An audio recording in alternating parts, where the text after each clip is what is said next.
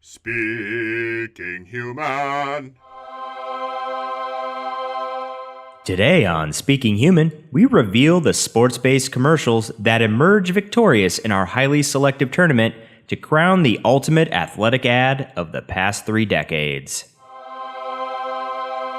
Speaking Human. Welcome to Speaking Human, where we simplify the world of marketing for humans. I'm Shad Conley, and with me is my co-host, Patrick Jebber. How's it going, Patrick? It's mid-March, and we are going to create our brackets today. March Madness, baby. Some good commercials / ad spots for some brands that we haven't talked about in a while, or ad spots we've never talked about. I don't know what it is, Patrick. I just kind of obsessed with brackets. I love them. I like making them. I like pitting things against each other. I like throwing anything into a bracket. I don't know what it is. Was there something that happened to you as a child that you liked, pitting 2 things against each other, and then another 2 things against each other, and then another 2 things against each other, and then another 2 things against each other, and then pitting the winner of those? Was it a Thunderdome kind of situation? It'd be like, what are you going to have for dinner? I'm going to be like, I'm going to put all these foods in a bracket, and the winner will be my dinner tonight. You're like, broccoli. No! And then I'll be like, oh, green beans upset hamburger. Oh, that's a sad day in a child's life, actually. Yeah. Green beans upsetting a hamburger. It was pretty surprising. Nobody saw that one coming. It was an upset. You were probably upset about it. Maybe that's why you love brackets so much. I still haven't gotten over it. I don't know what it is. It's just the magic of the bracket, I guess. Yeah, well, that's funny because this leads nicely into some stats and facts that I have about brackets. Oh. I don't know if you know this, but each year, roughly, people spend about $10 billion in office pool brackets and brackets around the country. $9.7 billion of that wagered money is illegally wagered. That's pretty crazy, right? Well, isn't it all illegal? I don't know. Some states allow certain parameters for office pools. That's right. There's 37 states that office pools are illegal. And roughly between the last few years, 60 to 70 million brackets made. Wow. That's a lot of brackets, man. Another interesting stat, 81% of HR professionals say their organizations don't have policies addressing office pools, even though most of them are illegal. And then 89% of workers agree office pools help build better camaraderie in the workplace, which I thought was really interesting, Yeah, that is interesting. And I kind of agree with that. I don't know. I've been in offices where they were done, and I always thought they were a lot of fun. But again, I just love the bracket. I think I'm not alone with that. Everybody loves brackets. You know what I mean? Even people who aren't into college basketball, from my memory, loved getting into pools because it's just fun filling them out and seeing what happens. It is a lot of fun. I did read that distracted employees from the bracket cost businesses about $4 billion per year, which is an interesting statistic, right? Yeah, and I've heard many of those before, like how much time is cost, with people watching games. Obviously, when March Madness starts, that Thursday and Friday, they have games on all afternoon, and people are distracted and paying attention to the games and not doing their work. I've always heard those stats of how much time is lost this time of year and stuff like that. And I always think things like that might be a little bit overblown, but... And statistics like that, let's be real, they're taken in surveys. Who knows who's taking those surveys a lot of times. Sometimes those percentages can be really inflated, or the cost, like that $4 billion per year. Who's to say that that's accurate? Yeah. And who's to say that that person that's watching games wouldn't instead just be goofing around on the internet if they weren't watching games, right? Right. You're just asking them a specific question and they're saying yes in this survey, right? And now you're attributing them not being a very good employee to the bracket, but it's actually, they're just not a very good employee. Exactly. The last small little thing, which I thought was really interesting, is the odds of filling out a perfect bracket is 1 in 9 quintillion, which you have a better chance of winning the lottery back-to-back purchasing 1 ticket. You actually have a better chance of doing that than filling out a perfect bracket. Wow. Once you get into the quintillions, which is not a word you hear a lot, you're in trouble, right? Well, you could try, I guess. Maybe you're that one. Who knows? Other than those, ESPN will be like, the perfect bracket we award, or if anybody gets it perfect, you win this. Most pools, you're just trying to be the best. Perfection, pretty unlikely. Quintillion, unlikely. 9 quintillion. It's a lot. It's definitely a lot. Some great stats there across the board. Some fun stuff to share with your office mates. Office mates? Well, Patrick, speaking of brackets, as we often like to do this time of year, we've created another bracket, pitting different marketing efforts against one another to determine an overall champion. Why do we do this? Oh, so many reasons. Love of marketing, my personal love of brackets, love of battle royales. Hard to pinpoint just one. And this year's bracket is a little different than what we've done before. It's focused on sports-based commercials, but there were a lot of limitations involved. We made a lot of rules to make it more interesting. So let's lay out the rules here so you know what we were working with. Rule number 1. Each participant in the bracket had to represent a different sport. Okay, that's fairly simple. Yeah. What's rule number 2, Patrick? Rule number 2 is each participant had to represent a different brand. Okay. Another layer of the onion right there. Rule number 3, each participant had to feature a different famous athlete. So you had to have a famous athlete in it, and they couldn't be the same one. You couldn't have the same famous athlete twice. Yeah, that's tough. Rule number 4, what's that one, Patrick? This is the big one. Yeah, this is the one that's going to lose us a lot of listeners. Right now, this is where everybody's going to tune out. They're going to be like, oh, that's it. I can't listen. I can't listen anymore. And that is because of their dominance in the industry and because we've talked about them so many times on the show before. You know what's coming next, everyone. All Nike ads were excluded. Ugh. They were excluded from the brackets entirely. Now, this made things really hard. I mean, I don't even know what the percentage is, but the vast majority of the best sports ads are so heavily geared towards Nike. It's almost insane.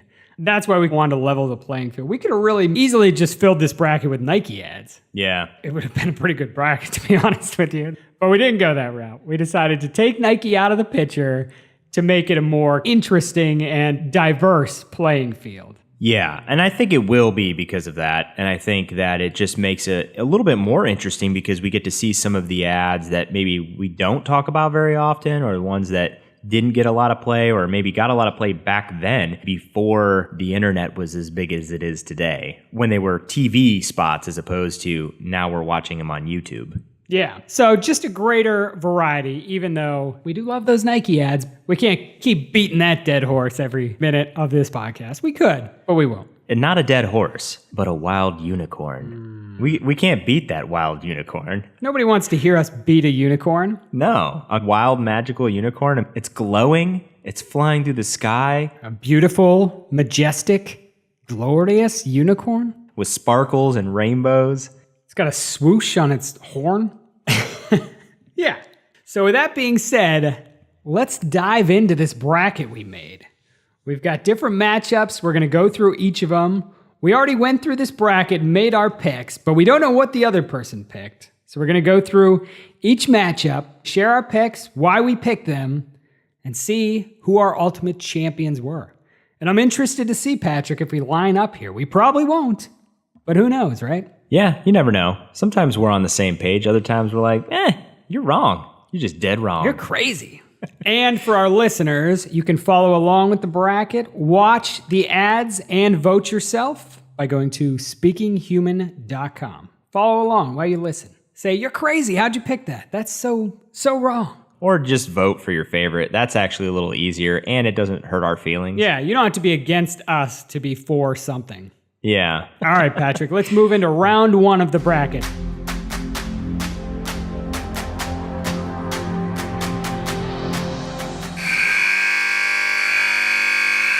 All right, round 1, game 1, is McDonald's The Showdown from 1993 with Michael Jordan and Larry Bird versus ESPN Spy from 2017 starring Alex Ovechkin, who is a hockey player, if anybody doesn't know that. Yeah, so that's our basketball entry versus our hockey entry. Remember, these each have to represent a different sport. Different sport, different brand. Different athletes, yep. What do you think? Who won this matchup for you? So I'll say this. The McDonald's one it's like a number 1, with the ESPN being like a number 4. The McDonald's one is so well known and popular. It's this great former Super Bowl ad with Michael Jordan and Larry Bird, these two top stars. And I think that's strong point is its star power, showing their competitive rivalry in this ultimate game of horse. It plays as a little dated now. Michael Jordan's sweater, basketball stars eating a Big Mac, promoting McDonald's. I don't know how much that would happen nowadays. I'm not sure. It's a good ad, though. It still plays as a classic, especially for us who grew up in the 80s. The ESPN Alex Ovechkin one, very funny. You know, hockey stars don't get a lot of play. It was tough to find good hockey ads to insert in here because they're not on that prominent level of football stars and basketball stars in the way they're used in advertising on the national level, I will say. But this one has a great twist in it at the end. It's very funny. And in general, I love the way ESPN does their advertising, inserting famous athletes and making it seem like they work in this mundane office environment. I'm just a big fan of that. I really like they've done that for decades, and it just works for me all the time. So at the risk of being a little crazy to start things off, I'm going upset city. I'm taking ESPN to win this round, taking out McDonald's early on. I can't believe I'm doing it, but I'm doing it. Yeah, that's a crazy pick. Although I do understand, and I do like the ESPN one, and I would agree with you all the way with this. ESPN, they have great ad spots. Just 99% of the time, I'm like, that's spot on. It's perfect. And they're short usually and sweet. They just get to the point and make it very witty and charming usually. But I had to go with the McDonald's Showdown. You know, this is a classic Michael Jordan and Larry Bird. At the time, it was inventive, used two of the most iconic basketball players. And for McDonald's, they were humanizing these players, which I think was an important part of what made it successful, right? That's interesting. Like these two guys are just joking around and playing, you know what I mean? Playing like you and I would be playing like Pig, right? All while selling the McDonald's Big Mac. To me, at the time, again, you wouldn't find this commercial probably too much today, like you said, but very successful. And I think it's one of the reasons why the Big Mac was so big at the time. They just had this knack for getting these celebrities and these all-star players to promote something that's really not that healthy for you. So I'm going to go with the McDonald's Showdown. Yeah, and I think that would be the more common pick. That's like I said, a beloved ad, and that's a good point about how it just sells them to the common man. I agree with that a little bit. You might have almost convinced me, but I already made my pick. My bracket is filled out. I like it. So let's head down to game number 2, the next part of our bracket here, and this is going to be EA Sports Walk on Water from 2009, featuring Tiger Woods, our golf entry, versus Reebok's Dan versus Dave from 1992 with Dan O'Brien and Dave Johnson, which is our Olympic entry.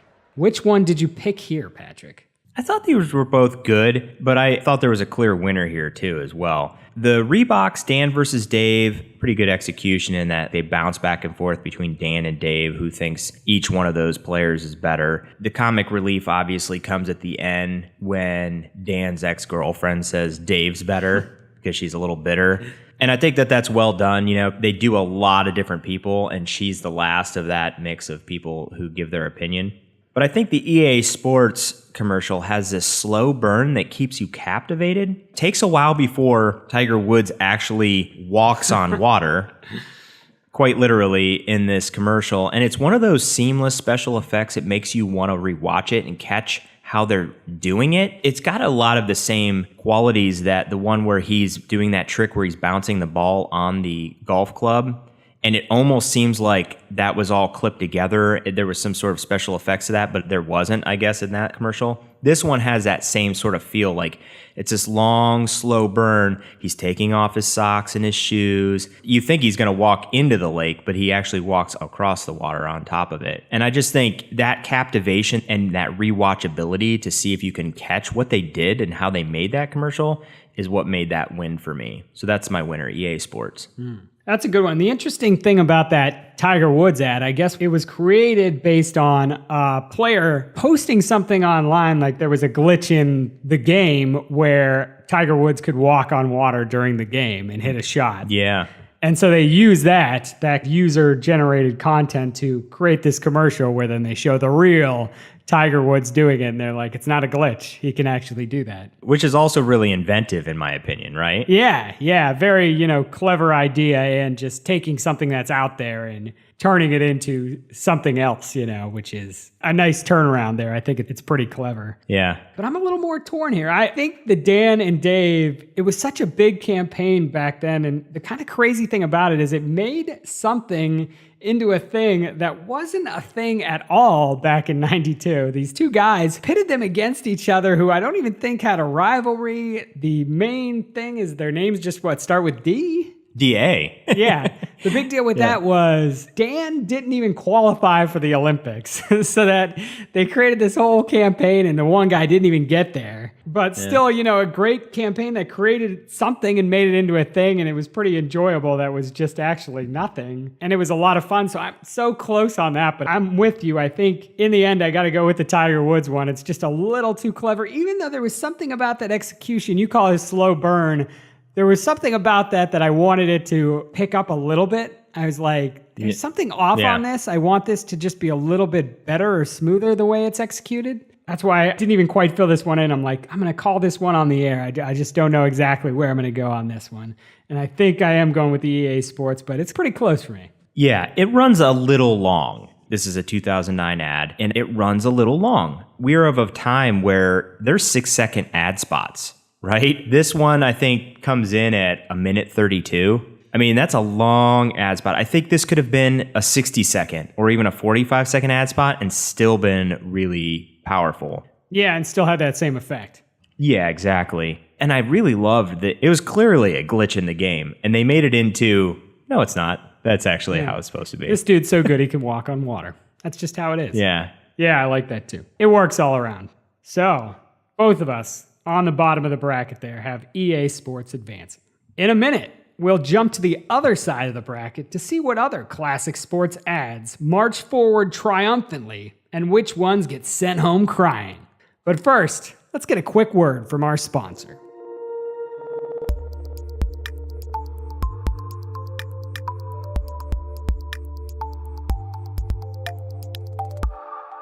Today's sponsor is Farmers Insurance. Insurance can be confusing, overwhelming, and time-consuming. At Hire Insurance Agency, we remove the guesswork and hassle, helping you protect what matters most. We offer a wide range of auto, home, business, and life insurance policies to help you meet your specific needs. Call 844-543-3463 or visit hireinsurance.com. That's HYRE insurance.com for more information.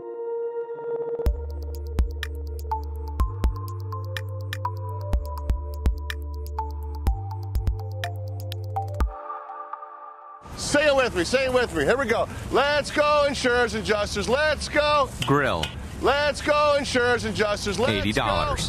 Cut that meat. Sandwich, Cut that meat. $6. Cut that meat. Gas, And it's full. $20. You're my favorite accountant. Tommy, please. Johnny, please. You're on my fantasy team. You're my favorite worker. Fans, Yes. Woo! priceless. There are some things money can't buy. For everything else, there's MasterCard. Never gonna wash his hand. Right here. Look at that. That was a clip from a memorable 2006 MasterCard commercial featuring now retired NFL quarterback Peyton Manning. Will that ad move on in our sports commercial champions bracket, or will it get upset by a surprising underdog? You're about to find out. Ooh. This is a good one. Game 3, round 1 continued. So tell us who we've got here, Patrick. So in Game 3, we have MasterCard's Cut That Meat commercial from 2006 with Peyton Manning, the one you just heard, which is a football entry, right, versus the American Express Roddick versus Pong 2006 commercial with Andy Roddick, who is a tennis player. So it's a tennis entry. So what do you think about this? What do you think of this matchup? I think this was the easiest one for me. I like the American Express one with Andy Roddick. I thought it was a clever concept where you have Roddick playing tennis against Pong, the video game bar. It was surprising seeing that. I thought it was clever. I like his solution to figuring out how to play against Pong. You know, Roddick as a athletic personality in an ad, not a Peyton Manning is what I would say. So then you go back to the MasterCard, another credit card, also a great concept where you have Peyton Manning pointing out the absurdity of sports fandom by taking it to other professions, you know, cheering on people as they're doing their jobs or pumping gas. This silly idea, and Manning's just great in it. You know what I mean? He's just so game here in a way that you picture somebody like Tom Brady trying to be in an ad like this, and he could just absolutely never do it. Yeah. But Peyton Manning's just so perfect for this, and he's so good here. I thought that MasterCard was the clear winner for me. Yeah. Peyton Manning, I think, is just this unique sports figure because he seems to enjoy acting, you know, and he's pretty good at it. Or at least the advertisers are good at masking his acting flaws. I'm not sure which one it is, but we've mentioned before that the writing for the commercials can make all the difference in the world when it comes to making awkward sports figures look good on camera. Generally, I think Manning has benefited from good writing, but I also think he's got some acting chops, you know, where he comes across as pretty genuine, because most of them can't act. Or they're self-conscious. Yeah, but I think the MasterCard one just works really well. And I like conceptually this idea of how funny it is to watch a sports figure doing the same things that fans do to him all the time. And it had some good humor in that. So that was the winner for me, MasterCard. Yeah, and for a simple, you know, credit card ad, it does make you think it's like, wow, it is weird. This veneration we have for professional athletes and the way we cheer them on, and, you know, it's like touching a god. And this behavior in itself, you know, if we're separating it from the context of the situation, how strange it is. From the outside looking in, the human race is so weird. Like sometimes we're just so weird as a species. Yeah, so that seems like an easy one for both of us. Let's move down to game 4, the last one of round 1. It's a pretty good one. We've got Adidas Jose Plus 10 from 2006, featuring David Beckham and a ton of other football stars. That's soccer for you Americans. Versus Gatorade's My Way commercial from 2014, featuring Derek Jeter.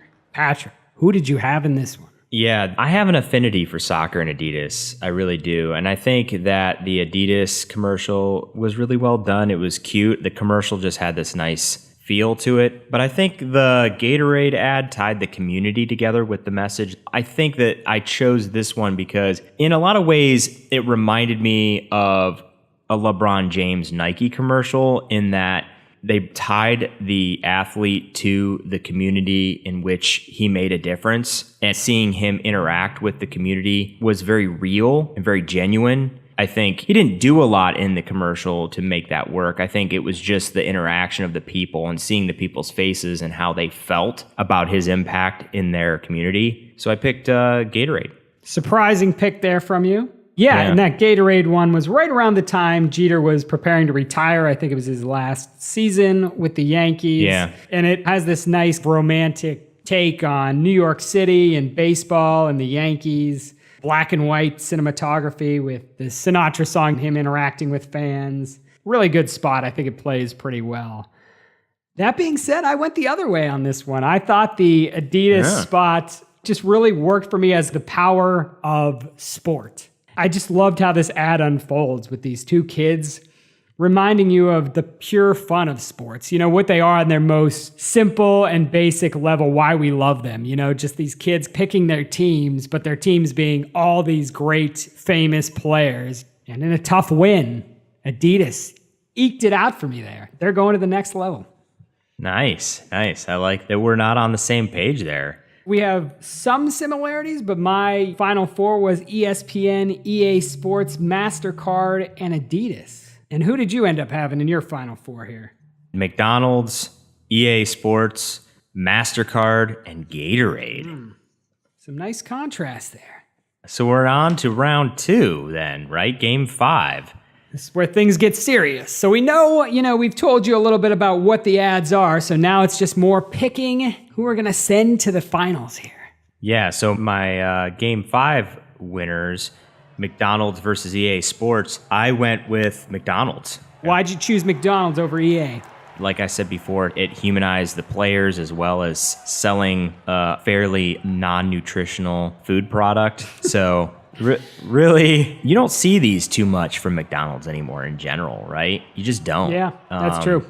It's a nice place in history, too. It encapsulates that time period. Yeah, when McDonald's was probably just one of the biggest brands in the universe. They probably still are, but at that point, I don't know, I think of like being parodied as McDowell's and Coming to America, and they were just one of the power brands, right? Yeah. So who was your winner for yours? Yeah, my matchup, I have ESPN versus EA Sports, and I also have EA Sports going down. I thought there were some flaws in that ad, whereas ESPN, I just have a lot of love for that campaign in general.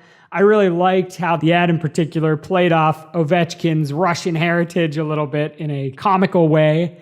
Gave some hockey players some love, put them in kind of a good starring role. We don't get enough of them in our sports ads, I don't think. So ESPN advanced for me. And I think that that's a good pick. And I will say there's something about the simplicity. I mean, that's a 30-second spot. Yeah. And the ESPN has a lot of great ads like that. They're just pros at the way they do that. Hit those jokes and use athletes really well. I'm a fan. So let's go on to the other side of the bracket. Now over here, I had MasterCard versus Adidas. So this is the MasterCard Peyton Manning cut that meat ad versus Adidas Jose plus 10. And here I ended up going, surprisingly, another tough one, very close, but I went with Adidas, the Jose plus 10 ad. I want to know... You want to know what?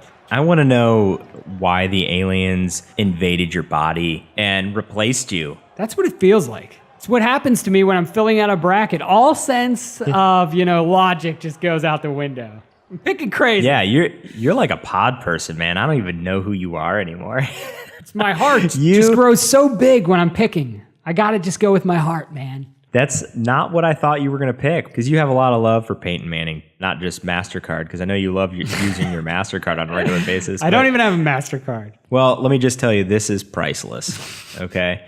I get where you're coming from. Like, I think that it's a good commercial. It's a good ad spot, so I don't have any qualms with that. Yeah, I just thought the power of sport concept over the more, comedy, parody thing, even though I think that MasterCard ad is it's as well as it could be done. That Adidas one hit me a little more. That's the one I'd rather rewatch. That's the one I could dig a little deeper into. I think there's just a little more there. I think it speaks to sports a little more. If they're going up against each other, that one wins at the buzzer with a 3. But it's Adidas. That would be soccer. Yeah, I should have probably made a soccer analogy, but it's a bracket, so. I'm not trying to be nitpicky, but if it was going to win, it would win like by 1 point, and it would be a penalty kick. March Madness. I was trying to go with a March Madness metaphor. Oh, I got you. But yeah, we could say scores a goal in the final seconds. That would be dramatic. Yeah. Yeah, between mine, I had MasterCard and Gatorade in that bracket. And I went with MasterCard. I went with Peyton Manning. I think Manning was just more animated and he was more fulfilling to me in that ad spot. Jeter, he was in the spot, but it really wasn't about Jeter, even though it was about Jeter. You know what I mean? Yeah, that's a good point. So for me, Peyton Manning, I think, helped sell that quite a bit more than Jeter sold Gatorade. But also the tie-in for MasterCard was heavier versus in the Gatorade spot. Gatorade was sort of the afterthought. It was right? just the logo at the end. Yeah, you could have a really nice story, tell a nice story, and just plop your logo at the end. It's not necessarily helping me understand the connection or the correlation between the two. And MasterCard, they really tied in this priceless concept. It's a better branding campaign. So that's the reasoning why I chose MasterCard as my winner there. I think that's good reasoning. I think that's a really good pick. So what does your final matchup look like? So my final matchup then is Mickey D's, McDonald's versus MasterCard. Michael Jordan and Larry Bird versus Peyton Manning. Basketball versus football. A lot of star power in your final matchup. Yeah. Michael Jordan's sweater does a lot of good acting, I think. Yeah. Well, So between those two, McDonald's and MasterCard, in my opinion, McDonald's won. I just think McDonald's, that one was such an iconic commercial. The MasterCard fit into the campaign series really well, but I just liked these two players, which was a huge deal back then. In 93, people talking about Jordan versus Bird and who would win. Oh, yeah. And I mean, they still do that today, but the way that McDonald's sold that with some humor was part of what made this ad successful. McDonald's taking home the Big Mac in your bracket. Yeah, the Big Mac nailed it.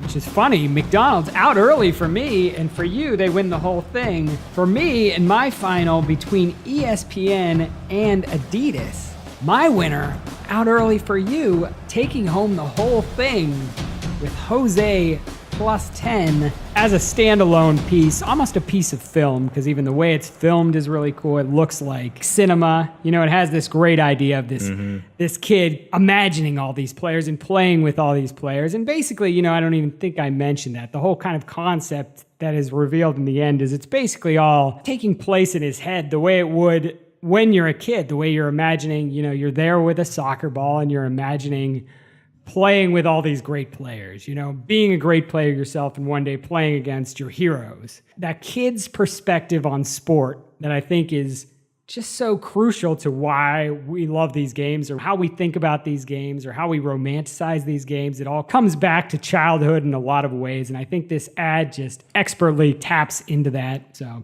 it just worked for me in ways I didn't expect when I first went into this bracket that it would. I didn't expect this to be my winner. I'm surprised by how my bracket went in a lot of ways, but here it is. Adidas holding the golden football. I love all of your reasonings behind the Adidas win. I like that it's unexpected too. I mean, it's a great pick.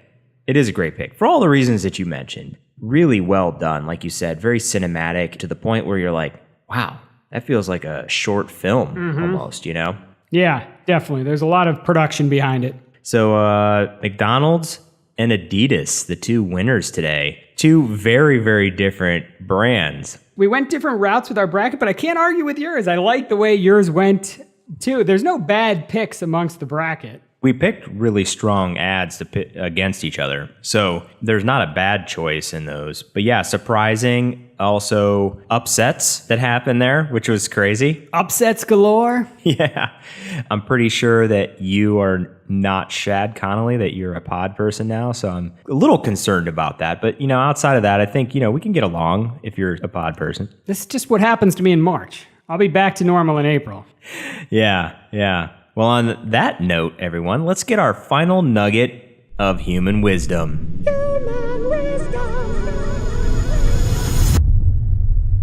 Today's nugget of human wisdom, or nuggets of human wisdom, come from a pair of NFL coaches, Jim Mora and Mike Ditka, via a Coors Light ad campaign that ran in the mid-2000s using footage from actual post-game press conferences.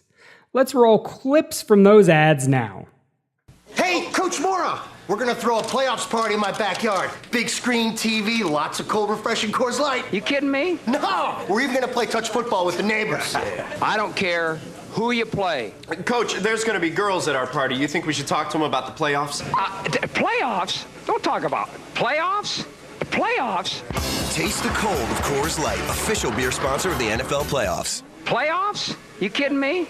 Playoffs? Okay. Don't talk about it. I brought it playoffs? up.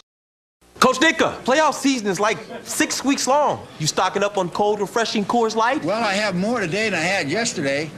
I'm going to have more tomorrow than I had today. Coach, when you talk about Coors Light, you seem so driven. I have the drive, believe me, and the enthusiasm is growing as I talk to you people. Taste the cold of Coors Light, official beer sponsor of the NFL playoffs. Hey, Coach, we're going to a 70s party tonight. You want to come? I don't believe in living in the past. I think the past is for cowards.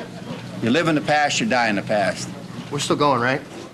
Along with being generally pretty funny, the wisdom we can take away from that ad series is, in marketing, the core content we often need, and this is especially true in sports marketing, is often right in front of us. It's the human drama taking place, what people are dealing with, how they are reacting to it. And with the internet, that information is now more public than ever. Oftentimes, the act of marketing is as simple as taking that information and applying your product to it. It's making people realize that game day isn't really all about triumph or frustration or the playoffs. It's about having cold Coors Light. And really, is there anything more wise than that? There's not. There's not anything more that's wise it, than that. right? Yeah. That says it all. In a nugget. A final nugget, if you will. Of human wisdom. Of human wisdom. Yeah. Oddly enough, I don't disagree with you. You said it so elegantly, Shad. It's what elegantly. It's what I do. I will say, to close out here, when you're looking around at sports ads, there's a lot of great sports marketing, sports advertising, because there's just so much drama and comedy and emotion and excitement around sports that you can just sink your teeth into it in so many different ways. There's a lot of good stuff, a lot of good material to milk from it. I will say, out of all the material to milk from, I was really surprised that you didn't pick for the final nugget of human wisdom, since we're talking about sports marketing today. Herm Edwards? Well, not Herm Edwards, but something from the Denver Nuggets, Yeah. Is there anything that they've said that is wise enough to go into the human wisdom archives? I don't know. That's a good question. I thought you were going to say, of all the material you could have milked from it, I'm surprised you didn't choose milk. Milk. If you're going to milk wisdom from something, it should be dairy. Yeah. I went to get milk, and it was crazy. Wisdom came out. I went to get milk, and I found some wisdom in my milk jug. It's weird. I can't feed my family with this. Yeah, I don't know if we got to wrap that one up or not. So that's it for today's episode, everyone. I think we've milked everything we can from sports marketing today that we can. It's run dry.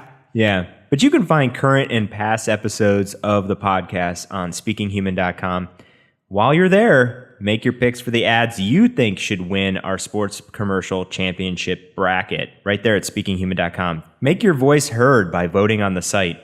Do it right now. Go out there. Yeah.